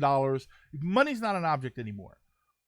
What fun gaming things would you buy? Like, what is probably one of the most expensive things you would want to buy? Because let's face it, this statue up here is super cool. But if you're not a Metroid fan, you don't care, right? Like you don't give a crap that this exists and it costs $1,300. Now, me personally, if money was no object, I would have one of these already. Because it's $1,300, but money's no object, and I love Metroid, I'm gonna have it. I'll probably have every line of those statues, of the Samus statues. What would you do? What one thing would you want to buy that is way out of your price range, but would be would you would find to be a fantastic representation of what you love, but you only get one thing. So this is why I say this. Bat cave mannequins with a real bat suit in it. Oh, I like that. Yeah, see like Saturn Games Custom Arcade. You get one thing. You only get one thing. You either get one game or you get one prop or something like that. And it can be your wild. ideas are intriguing to me, and I wish to subscribe to your newsletter. Leo Man in Vesp. Thank you so much for the follow. Welcome. Yeah, I wonder. Okay, so no, we'll go with a few more, but you got to be more specific. You can't just say Saturn games and arcade games. What expensive arcade games would you buy? What expensive Saturn games would you buy? An Infinity Gauntlet. Latimer, how about an Infinity Gauntlet with actual stones in it, with an actual ruby? Hey, Leo, greetings from Italy. Greetings from Pennsylvania in the United States. Adam West Batmobile or the Mach 5. I would love the Mach 5. I would absolutely love the Mach 5. Hydro Thunder arcade machine. Ooh. I'll buy everything to build an entire game room. But Omega, what is an entire game room to you? Because a game room for a lot of people is a pool table. You know, it includes a pool table. Would you include a pool table or no? Is it all arcades? Is it all pinball machines? There are people out there who would not buy a single arcade machine, but would fill their house with pinball machines. A pinball machine. A Monado that changes Monado arts on the fly. Very cool. There is Marcos. If you've ever watched the anime Psycho Pass, they use these Dominator guns. Somebody makes the Dominator gun that actually transforms and lights up and everything, and it's remarkable. That's something that I would probably buy, even though I watched Psycho Pass once. The Star Lab set from the Flash Truck will finally fix that damn roof. Hold on, so let me jump back over here. Shadow Howie, thank you so much for the invitation to the host club. Welcome. Some Wagyu beef. With John Pancho, if you're gonna buy Wagyu beef, why don't you're just gonna go to Japan and get it on the spot. That's what's up. Buy more art books, arcade machine, pinball machine. Shantae Game Boy Color, very interesting. Mega Man X3. Let's see. Yeah, Adam West Batmobile. Mach 5. Ryan, the Mach 5 is one of the science fiction fantasy cars that I've always wanted. I always thought that the Mach 5 looked really cool because there's a lot of people that want like the Batmobile. I would love the 89 Batman Batmobile. I love that Batmobile. Buy a large house. Hold on, let's see here. Jump back up. A ticket to TMG so I can meet all of you when it's not during human malware. Who's selling Infinity Stones? But no, Latimer, I was gonna say like Infinity Stones, but actual gems. Like the red gem is actually a ruby. The blue gem is actually a sapphire. Like real, actual gemstones in the gauntlet would actually be kind of cool. That is kind of interesting. Mario Brothers, definitely Mario Brothers pinball machine, absolutely. Oh, a Panasonic Laser Active. Yeah, with all the attachments. What were the attachments? The attachments were the TurboGrafx chip player, and the Genesis cart player. Were there any more? Were there other attachments that were for video games? Video game add-ons? A Green Lantern ring actually made of jade or emerald. Very cool. See, that's the kind of stuff I like. Animal Crossing needs pinball. A 1954 Godzilla costume. Ooh. Now, Wing Zero, 54 Godzilla costume. An exact replica or one of the actual costumes. And actually, that kind of goes for you too, Ryan. When you said the glass case with the bat suit in it. Hold on, let me find that one. I like the glass case bat cave mannequins with real bat suit in it. Would you want for the bat suit, would you want the movie props or would you just want the replica of like you want it to look exactly like it did in the movies, but just replicas? Like you're fine with replicas, or do you want the actual movie prop? So what would the yellow and orange gems be? Orange gems are, hold on a second here. Orange gems are garnets. Are garnets orange? Hold on. Gem color. Oh my god, my Steven Universe isn't showing well enough. Gem colors. So let's see here. So blue and green. Blue is here we go.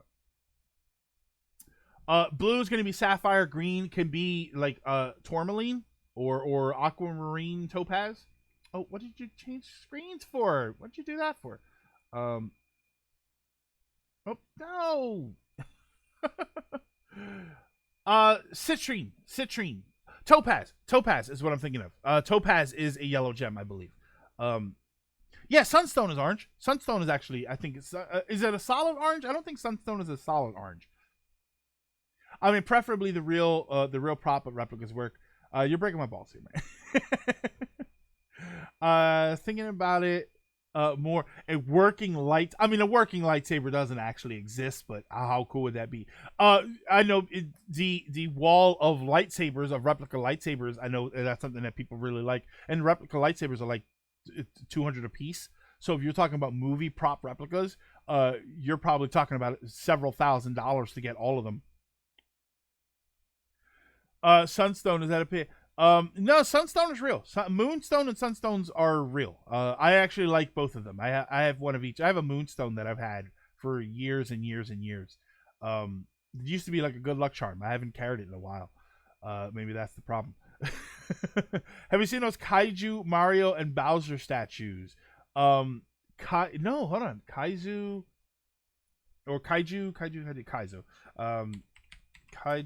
Mario statue. I mean, are they giant statues? Oh my god, is this them? This can't possibly be them. Hold on.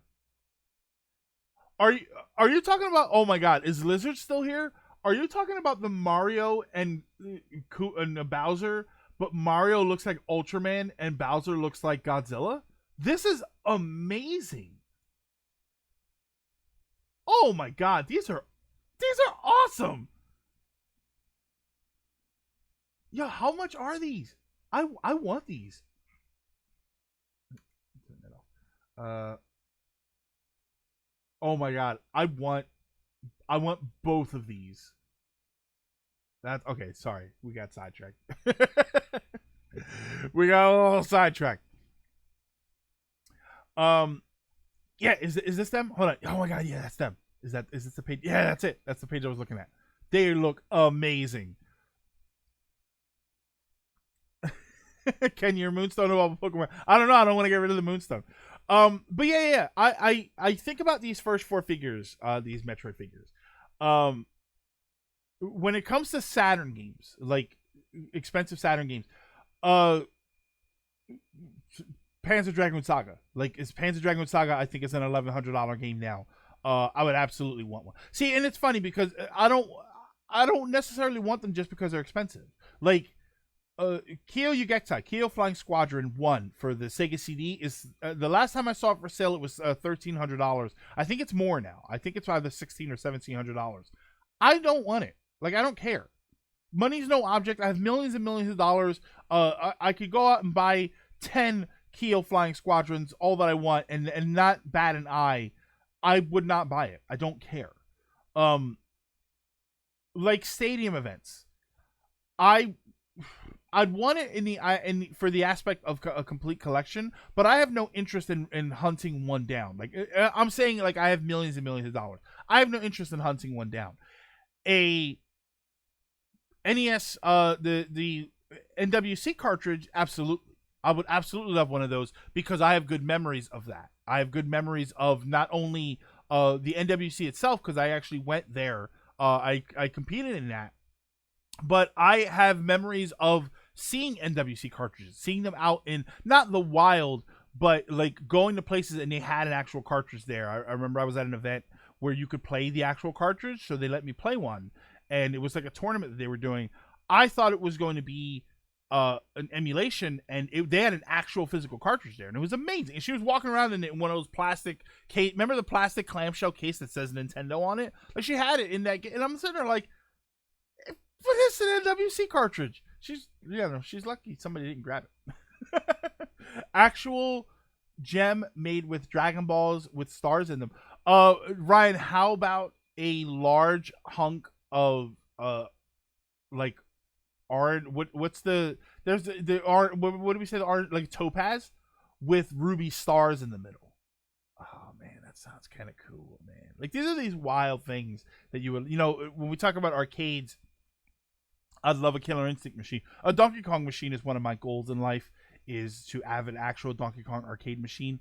But they're probably easier to find than a Killer Instinct machine. But I'd love a Killer Instinct machine, just because it's amazing. Like, obviously, I'd have to have room for it.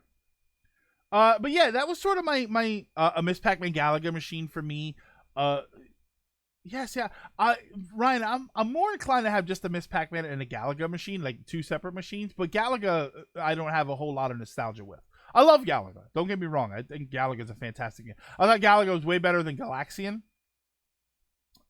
What's the one that you play at the beginning of Ridge Racer? That's Galaxian, right? That's the later one. Yeah, I didn't like that one as much as I like Galaga. I've seen him play a copy of Keo Flying Squadron. Keo Flying. Wait, hold on.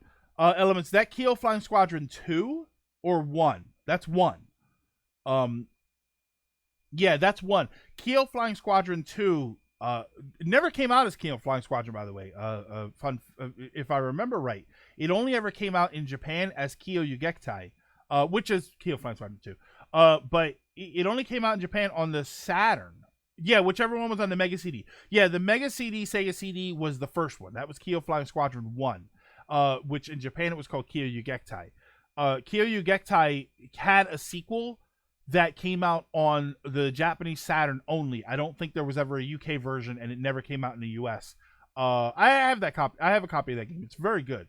We played it once on stream when my Saturn was still working. I don't think my Saturn is working right now, so... Unfortunately, I'm gonna need to take it and get repaired completely. Yeah, 2 is for the Saturn. An Outrun. I saw somebody mention a Hydro Thunder machine. Hydro Thunder is awesome in the arcades. It's so on the home console, and it's because the sit-down machine with all of its crazy amount of bass was like part of the experience of that game.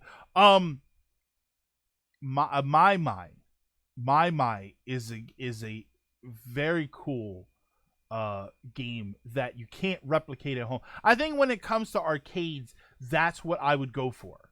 I would go for the experiences that you really can't replicate too much at home. Like a Killer Instinct machine is great, and a Donkey Kong machine is great. But realistically, I get working versions of those at home. I don't get the same experience playing a racing game at home as I do if I were to own the actual arcade machine. What was the Sega VR?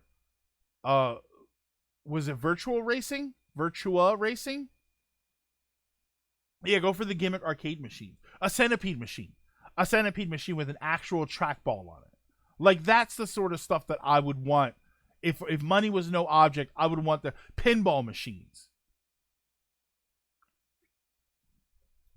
Pinball machines, because you can't replicate that feel of a pinball machine. You can replicate the top, the play field, but it's not the same if you're not hitting the flippers and there's not a giant steel ball rolling around inside your game. Virtual Racing. Yeah, what was the one that was like a Formula 1 car? But I think the arcade either had 2 or 3 screens on it. I just remember it being big. Hey, True Blue. Yeah, Virtual Racing. Yeah, so that's the one that I'm thinking of. Getting a console demo unit like the ones they have in shop. Oh, you're talking about the demo kiosks, Nitro. Yeah, there's videos of people with a kiosk. The only kiosk I would want is, and again, this is a... Well, hold on, there's 2. The Saturn one, there was a Saturn one that we used to have at the store that I worked at. So I would want that just for nostalgia purposes. The Virtual Boy kiosk is one that I would absolutely want, because that is actually the best stand for the Virtual Boy, is the kiosk that they used to have in shops. I would actually really like that. PS1 display case. Hey, Unqualified Gamer, what's happening? Daytona USA Sega Rally Championships. But yeah, like a My machine, you're not. Taiko Drum Master. How about a Taiko Drum Master game in the house?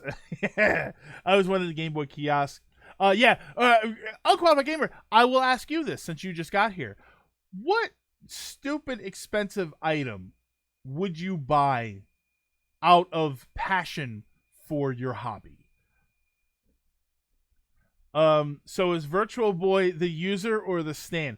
Virtual Boy would be the user.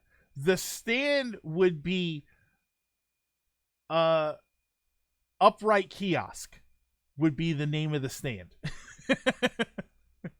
A retro store I went to had the Yoshi Story soundtrack CD that looks like Yoshi's head. Oh yeah. And this wasn't there the Donkey Kong one? Didn't Donkey Kong have one where it was shaped like Donkey Kong's head or bananas or something? But they worked. They actually worked as CDs. Hold on. Oh, now I'm curious. Donkey Kong. Hold on a second here. Donkey Kong CD. Wasn't there? Yeah. The one at Diddy Kong. It was Diddy Kong's head. Yeah, they worked. The one that I see the Yoshi one here too. They worked. They worked like CDs. I think they only played like one song. I had a disc that was like that. It wasn't a Donkey Kong. I remember I had or did these in particular not work? Because I remember I had a small CD that was like, it was oddly shaped. It wasn't round. But then what it was that in the middle, there was enough round area for there to be one song. And then that's what it was. It was like a demo song or something. Let's see. I see one of those Pokemon Snap kiosks. What I wanted to know is that there's a specific CRT and elements for the Saturn one that I'm talking about that we had in our store when I worked there. That was just a regular TV. It was a 19-inch television, so you could just plop another TV in there. I don't have anything for the question. I'm a simple man with simple needs. The unique shaped dome allowed you to put the. Oh, okay. Didn't allow you to. Okay. Yeah, I had a CD like that. That was a weird shape, but it was meant to be, small. Hey guys, I'm on a 15-minute break. How's Silver Lining going? Going pretty good. Okay, I guess. Wouldn't mind getting the Rockman Power Battle cabinet. Very cool. Very cool. That's not a commonly seen cabinet. Yeah, I don't know. I guess that's I think arcade machines is a big one for a lot of people, right? Arcade and pinball machines are probably a big one for that topic. That's interesting. The replica cars of your favorite characters. I'm surprised nobody said props from their favorite things, like a full size Buster Sword, which I think it's one of those channels where they make swords made a Buster Sword, and it was impossible for any of them to swing it because it was hundreds of pounds. Another expensive line of things I do. Legit forged. As I said it, I didn't realize you already said that. Yeah, like expertly forged swords, Ryan. Like probably not just replicas, but like a sword you can actually swing and hit something and not have the sword bend or break. A Buster Sword, Sephiroth sword, was it the Masamune?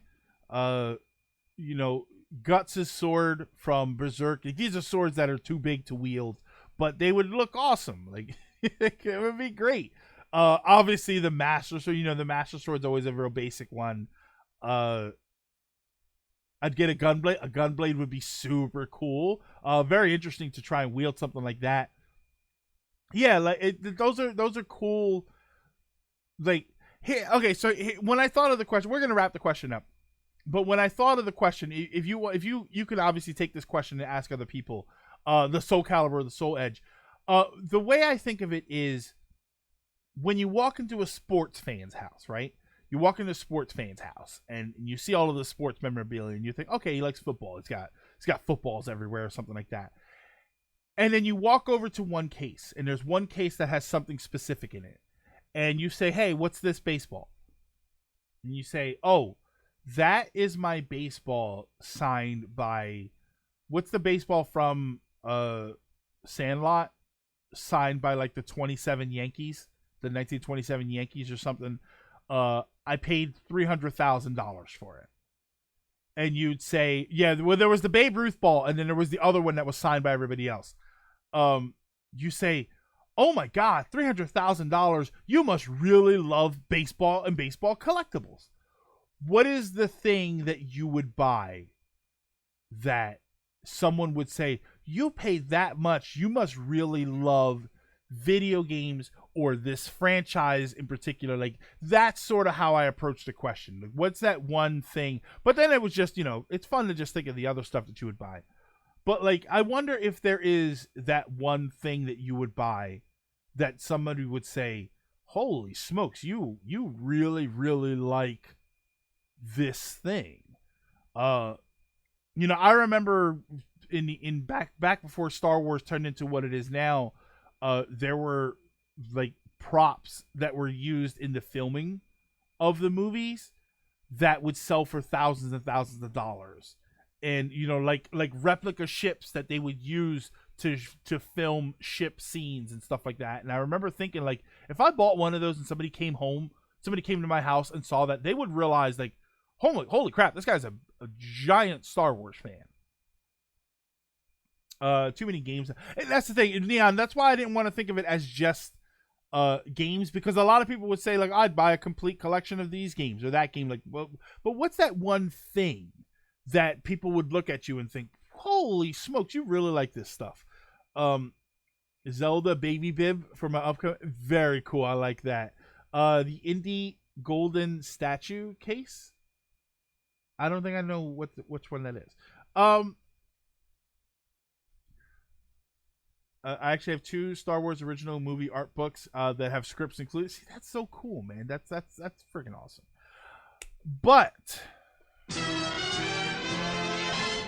we're gonna switch topics to one last time, and this is the viewer topics portion of the show. So if you have a topic that you would like to discuss, if you have a question that you would like to ask, this is also the Q&A portion. Remember that massive Star Trek auction for the old TV? I don't remember for the old TV props. I remember one from years back when they sold the flute from Inner Light, and that's the flute from Inner Light is a geeky thing that I would tell people, like, "Hey, remember that episode, The Inner Light? This is the flute from that episode. Like the actual, not a replica. This is the actual flute. I paid $200,000 for it." Like, that's the sort of thing where I would like, "Holy smokes." Viewer topic: how about the Shantae physical version on limited run next week? Another one. Oh, the actual Dragon Zord flute. I like that one. Shantae physical version on limited run next week. I have not seen it. Let me see if I can bring up a picture of it. Shantae physical. What game is it for? Is it for... Hold on. Is this it? And the Seven Sirens. Shantae and the Seven Sirens. I mean... Okay. Hold on. Wait. Is it... Wait. I'm confused. What am I looking at here? Is it for Seven Sirens or the Pirate's Curse Collectible Edition?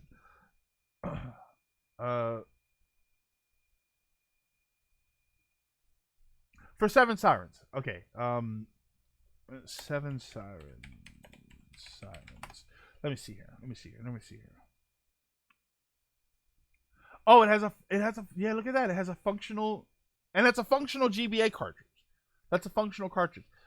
That's interesting.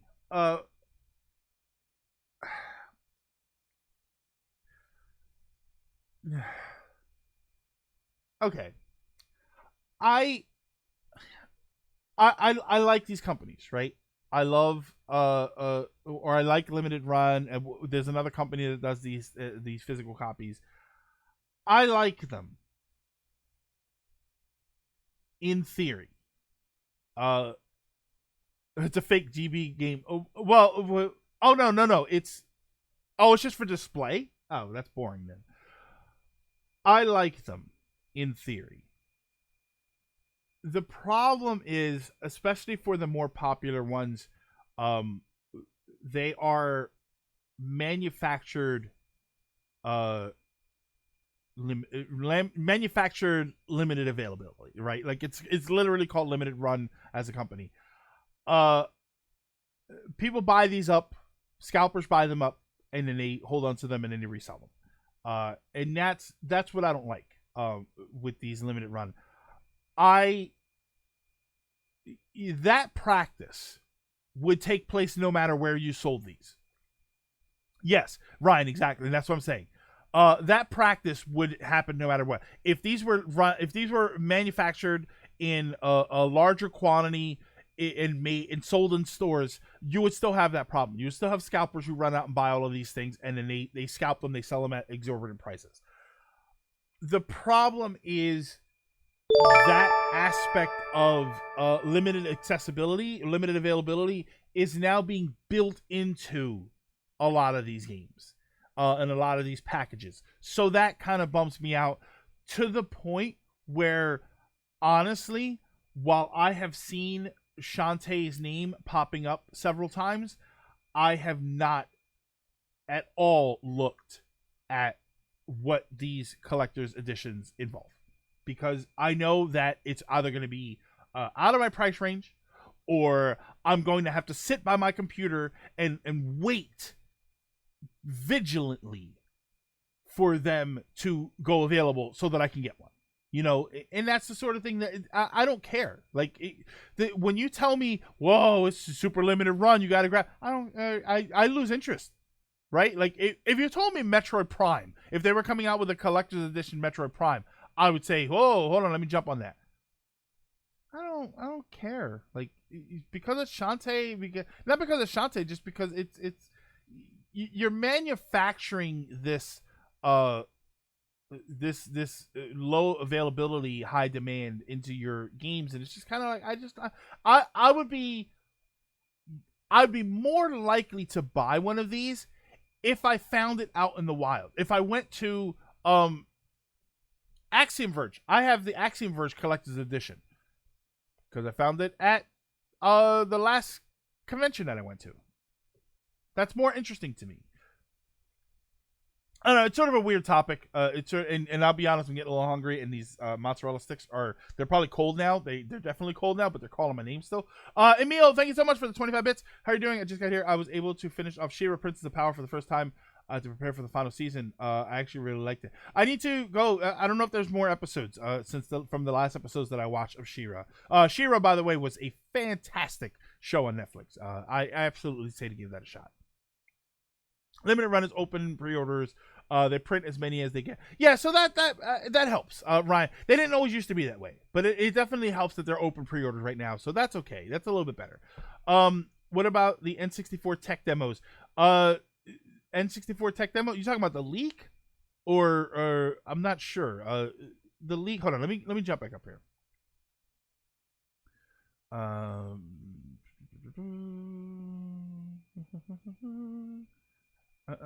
Big Bruce. Viewer topic. Family friend was trying. I said no. They're mine now. Oh, that was the Star Wars thing. And Mario 64 PC. Are the Mario 64 port? Aren't they getting in trouble now? Didn't Nintendo release a cease and desist? Why they don't just remake that game? I don't understand. If you remade Mario 64 using the Mario Odyssey graphics engine, I think everybody would be happy. So just do that. Greg, I have some sensitive stuff. I want to show how much I love something. So I like 80 synthesizers. I would like to own an old school analog and a DX7 FM synth. Interesting. I'm not too familiar with it, but it sounds super cool. Hold on a second. Oh, the leak. Yeah, so that leak, I mentioned it briefly. The leak of the Nintendo stuff. I don't know. I don't know what that's going to do. I know that everybody's saying that it should help with emulation. The problem is if you take that information and you bump your emulation up, if you take that information and you bump up your emulation, Nintendo's going to know who has access to the information, right? You know, if everything is 5 feet tall, and then someone steals a riser to raise theirs by 1 foot, it's going to be clear who has access to the stolen riser because only one of them is going to be 6 feet tall. So it's sort of like that. Like, emulation is its own thing, and it's fine. But if all of a sudden one company, one group of people says, hey, by the way, our emulation is 100% perfect, Nintendo is going to be the first ones to say, and how did you get it so perfect? You know, and it's going to be clear that they had access to the stolen information. Don't play it. Don't play what? Hold on. What am I not playing? That's why I like things like Hollow Knight or Undertale going to companies like Fangamer or for physical releases, since they always restock. Yeah. I don't need, and that's, you know what, John Pancho, that's a good aspect to it. Where, like, okay, if you wanna outsource the creation of a physical game to another company, like, Nintendo doesn't want to make physical copies of their game themselves, so they outsource it to somebody else. Outsource it to a company that's going to remake them. You know, you outsource to Limited Run, and that's, excuse me, I know that that's their gimmick, that they make limited amounts of games and that's it. But it is a fake manufactured rush to get those games. Give it to someone like Fangamer, who is they're going to make 6,000 copies, and when those 6,000 copies are done, they're going to ask people, hey, do you want more? And, you know, they might say, yeah. Then you open up pre-orders for a second run, a third run. Like, that's more interesting to me than to say, hey, we're going to make 5,000, that's going to be it. So now, yeah, you're going to have the scalper problem. And again, like we said, the scalper problem is not limited to these retailers, right? They could easily, we saw it with Amiibo, where they were going to the store and they were buying up the Amiibo, and then they were immediately scalping them. You're going to see it all the time, but I don't know. I don't like when it's like a manufactured fake demand. Yeah, supply and demand refills. That sounds fine. I don't understand why that's so impossible. You know, especially when you start talking about games that become popular later on. You know, Hollow Knight. I've seen Hollow Knight have this resurgence in popularity where people are like rediscovering the game, or there's DLC, and then people, you know, Cuphead physical copies, for instance. I know that they're talking about making physical copies when the DLC comes out. You could have made physical copies of Cuphead on the Switch a year ago, 2 years ago, and then had a resurgence of physical copies when the DLC came out. I wish they did that with Ring Fit. Later, Flipnote, have a good one. Yeah, we're gonna wrap it up here in a second. Does anybody else one more topic? Maybe we can squeeze one more topic in. Or should I just ramble for the next hour again about the Midnight Gospel? Which I rewatched again. I did start watching K-On!, so I'll let you know how I feel about that show. So far it's interesting. You know, it's lighthearted slice of life fare. So I'll let you know. We going to 2 a.m. on this one? No, we're not going to 2 a.m. on this one. I go to 2 a.m. and then I have the hardest time waking or being awake the next day. Inuyasha. Yeah, I saw Inuyasha getting a sequel. I didn't care for what I saw the first one. I don't know. Maybe I'll try it again. You're watching original Cute Girls Do Cute Things show. Yeah, pretty much. That's exactly what it is. Favorite contemporary cartoon. Give me an example of I don't know what you mean by contemporary cartoon. So give me an example of what you mean. What I thought that was Azumanga. I don't know. I've never heard of Azumanga. Funny thing is, the people who found out the code for Super Mario 64 the same week the N64 code leak was made public. Oh, yeah. Azumanga Daioh. Okay. The next step is when they individually number their limit. I thought some of them were, Mr. L. Limited run, specifically for the earlier stuff. I thought they were actually numbered. Somebody can figure that out for me. But yeah, I thought that was sort of the situation. Yeah, we'll probably wrap it up. I don't know. Oh, Steven Universe, She-Ra, regular show. Oh, it's more modern cartoons is probably what you mean. Steven Universe is a good one. That's probably the one that I would have gone to first. She-Ra, Midnight Gospel has quickly become a favorite of mine, even though I'll admit that's not for everybody. Definitely not for everybody. Yeah, probably Steven Universe. Even though I admit Steven Universe is also not for everyone. But it's probably more accessible to other people than something like Midnight Gospel. Yeah. Early limited run stuff was numbered and then done. Yeah. I remember they were done. Dragoon. I remember what like limited run would have a few thousand numbered copies, and then that was it. So I don't know. Yeah, I bought a number item once, and the item scratch. Oh, that sucks, man. There goes all of the value. Rewatching the Avatar series these days. Okay, so we're gonna turn that off. We're gonna wrap it up there. Why don't we? That's a good spot to stop. Thank you, everybody, for stopping in and for hanging out. Let me get my buttons ready. Thank you to everyone for stopping in and for hanging out. I apologize right now for anybody that tries to catch some of these on YouTube or maybe likes to rewatch them on YouTube. I have not been uploading to YouTube as much as I should be.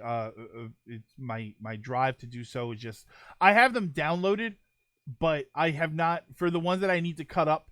I have not cut them up and then put them up on YouTube. What I may do, because I'm 3 episodes behind, episodes 91, 92, and 93 are not on YouTube, and this is episode 94, which obviously is not on YouTube yet.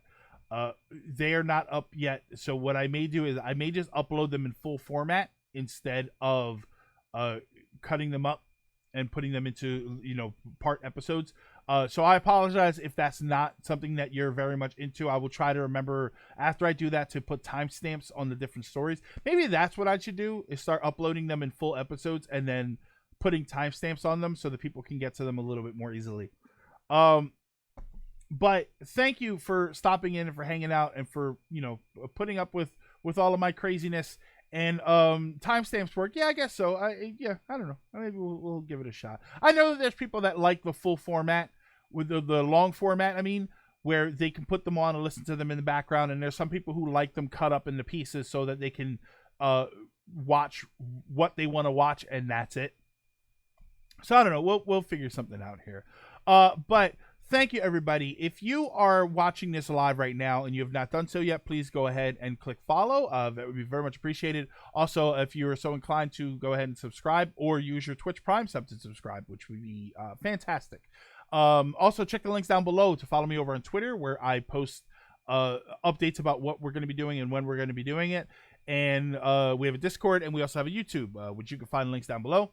If you're watching this on YouTube, also check the links down below to follow us over on Twitch, Twitter, and Discord. We do the show live Fridays, 5 p.m. to 7 p.m. Eastern, and then we stream multiple times throughout the week, which you'll find the schedule on the Twitch page.